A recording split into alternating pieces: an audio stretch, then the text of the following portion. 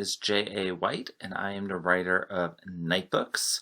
Now, I am here to answer a few questions about the book, so we'll hop right in and see what we got. So this first one asks, how did I come up with the idea for the book? So what I did, what I usually do in all my novels is I take a bunch of things that I really like and I throw them in the mixer and see what comes out.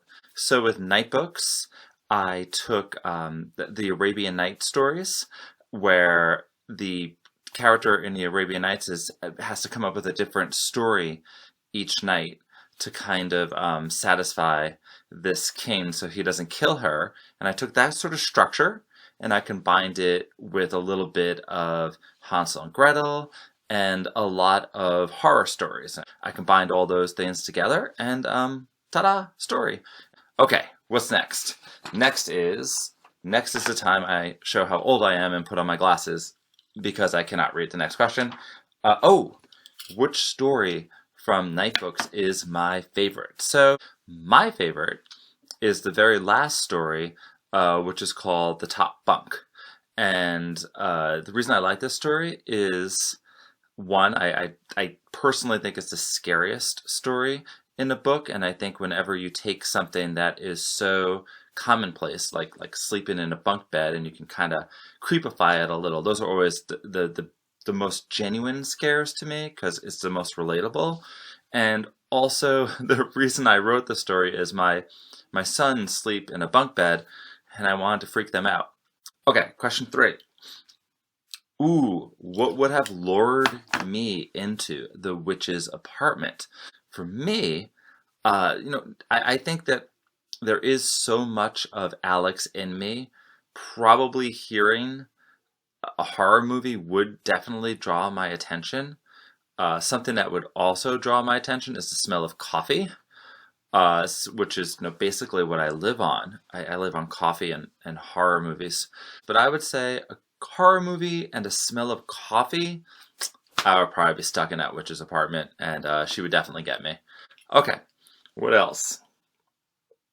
Oh, have I always loved writing scary stories? And yeah, I definitely have. And ever since I was little, I've loved Halloween, I've loved horror movies, I've loved scary stories, so that's always been a part of my life. I just loved monsters. I thought they were like the coolest thing.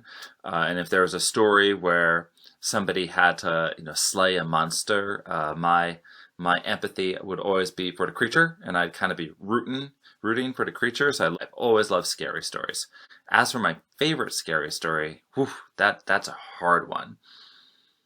I would say a lot of the fairy tales, which I do consider some of them are horror tales, such as Hansel and Gretel. Love Hansel and Gretel. I love the story of the Pied Piper. If you don't know that one, it's you can look it up at your leisure, but it's well worth looking into. And I think I might play around with that at some point in a book because I've always really loved the Pied Piper. Okay, next question.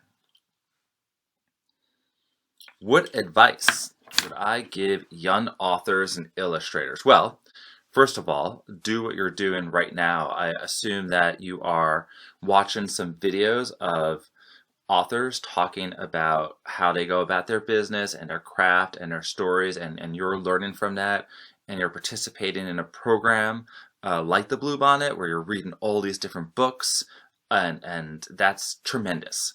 That's really, really important. So definitely do that.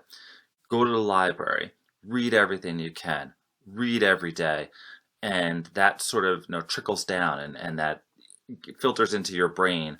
And then you find that words will come easier to you. You start to understand how plots work. It just becomes an intrinsic thing. The other thing is, and I'm not giving any earth-shatteringly creative advice here, but you really do have to write every day, not a school assignment. The writing you do in school is super important. Listen to your teachers. They know what they're doing. They will teach you very good things about writing, but you also need to write for yourself. But it doesn't need to be a lot. Like, just set aside 10 minutes and try to make it the same time every day. 10 minutes after you're done with your homework, you're going to just write whatever you want every day.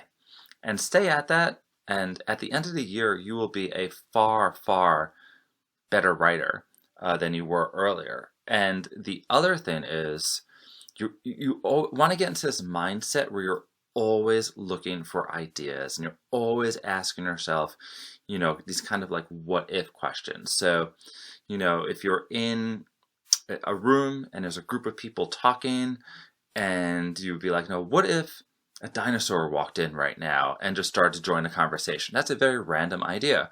But, just get into this idea of looking for possibilities. And those will be your stories. When you sit down, you just try to think of ideas. It's very hard. But if you allow your mind to always be sort of in a mode where it's letting ideas pop into your head, that can be a lot easier. So that's just a bunch of random advice. Brush your teeth.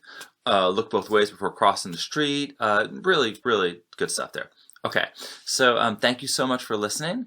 And again, I'm super honored to be nominated for the Bluebonnet and to be in such fine company. Read all the books, and I will see you later. All right, bye.